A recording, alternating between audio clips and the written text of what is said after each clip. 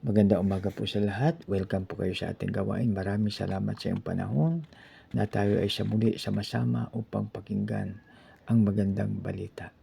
Dito po tayo sa Ephesians 4:29, aking pong babasahin.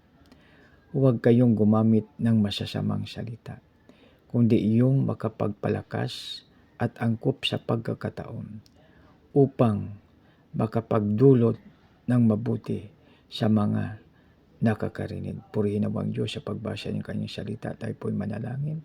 Panginoon, maraming salamat po sa iyong pagbantay sa aming kagabi na ikaw ay hindi naiidlip at hindi natutulog. Lord, maraming salamat sa pangalan ni Jesus. Amen. So dito mga kaibigan, ginagabayan po tayo na huwag tayong gumamit ng masasamang salita, kundi ang ating gagamitin o kayang ating sasabihin mga kaibigan ay ang makapagpalakas at angkop sa pagkakataon upang ito ay makadulot ng mabuti sa mga nakakarinig.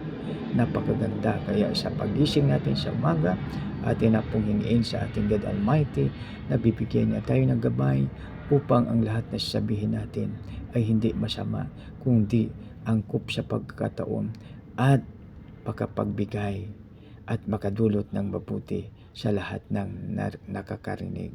Kaya makibigan, magsama-sama po tayo. Tayo po ay magtulungan na i-remind ang bawat isa na tayo ay magsalita ng mabuti.